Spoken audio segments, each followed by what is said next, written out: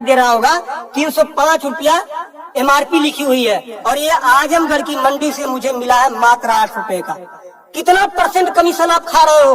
ये ऐसा क्यों है? इस पे भी चर्चा होती है। ये देखिए आईबी सेट है जिसके माध्यम से ग्लूकोज ब्लड वगैरह चढ़ता है शरीर में, इसे कहते हैं आईबी सेट। इस पे जो MRP लिखी हुई है वो 198 और यहाँ आप देख सकते हैं 198 रुपए की ये आईबी सेट मुझे पड़ी है मात्र 12 रुपए की। फिस्टर वीगो सेट लगाने के बाद जो उस पर टेप लगाया जाता है यह मुझे पड़ी है 6 से 7 रुपए की और इस पे MRP 71 रुपया 50 पैसा। यहाँ भी आप देख सकते हैं। मैं इसलिए आपके बीच आया हूँ। इसी प्रकार से बहुत सारे हजारों 2-3 हजार दवाएं ऐसी हैं जो 100 रुपए की दवा है 3000 की बिकती है। बाइकिल धागा जब आपका ऑपरेशन होता है जिससे आपका सिला जाता है वह 150 रुपए का आता है, उसकी MRP 1045 रुपया आप यहाँ देख सकते हैं। उसी प्रकार से लंग एक्सरसाइजर 150 रुपए का आता है जिसका प्रिंट रेट है 690 रुपया। बुखार में जो पैरासीटामॉल की जो बोतल आती है छोटी सी वह 50 रुपए की आती है और उसकी MRP यहाँ आप देखें MRP 522 रुपया है। कमर की बेल्ट जो 100 रुपए की आती है उसे 500, 600, 700 रुपया प्रिंट। और तो और जब किसी की हड्डी टूटती है तो जो राड पड़ता है, राड अधिकतम रेट राड का 500 से लेके 1500 रुपया तक, अलग अलग वैरायटी है 500 से 15 तक, लेकिन आपको 5000 से 20,000 रुपया 25,000 रुपया चार्ज किया जाता है।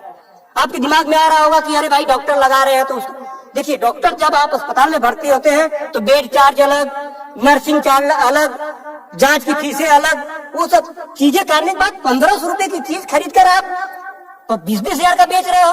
तब मैं आपके बीच कहने आया हूँ कि साथियों उसी प्रकार से बहुत सारी दवाई हैं। 100 रुपए की दवा, एक दवा में देखा ला नहीं पाया उसको, 100 रुपए की दवा उसकी MRP 2000 रुपया लिखी हुई थी। हजारों दवाइयां हैं आपके साथ, आपको लूटने का काम कर रहा है। मुद्दा ये नहीं है कि इस पे 305 का प्रिंट छपा हुआ है। मुद्दा ये है कि इसे छपने किसने दिया? जिसे हमने चुनकर भेजा क्या वो दलाली खा रहा है, कमीशन खा रहा है?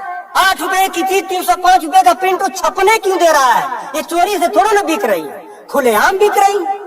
तो ये जिम्मेदारी सरकार की है। इसीलिए मैं कह रहा हूँ कि आइए, और ये मुद्दा किसी सपा भाजपा कांग्रेस किसी नेता का थोड़ा ना है, ये भारत के 140 करोड़ जनता से जुड़ा हुआ मुद्दा है।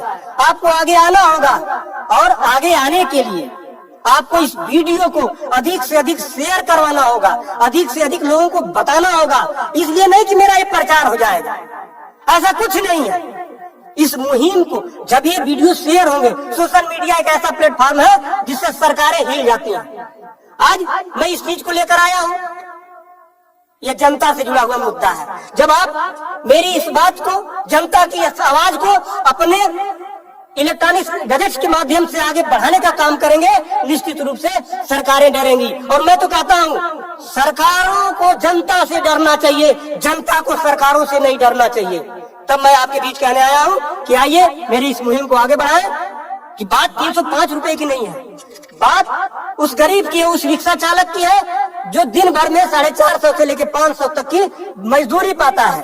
अगर उसकी तबीयत खराब हुई, वो बेहोश हो गया, उसके घर वाले किसी उसको अस्पताल लेकर जाते हैं तो 305 रुपया वो अस्पताल केवल वीगो का चार्ज कर लेगा, फिक्स्टर का 71 रुपया चार्ज कर लेगा और आईबी सेट का चार्ज कर लेगा।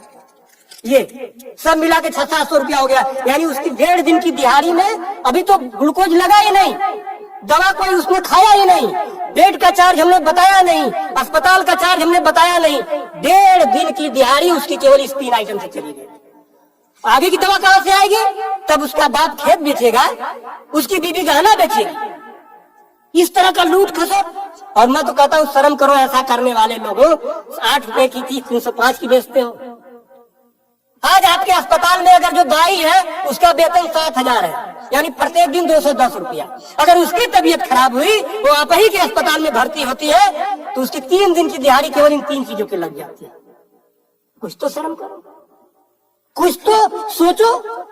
स्वास्थ्य, शिक्षा, सेवा का क्षेत्र है, लेकिन आपने इसे लूट का अड्डा बना दिया है। सरकारों के मिली भगत से ऐसा हो रहा है। तो मेरा निवेदन है आप लोगों से, इस वीडियो को अधिक से अधिक शेयर करें ताकि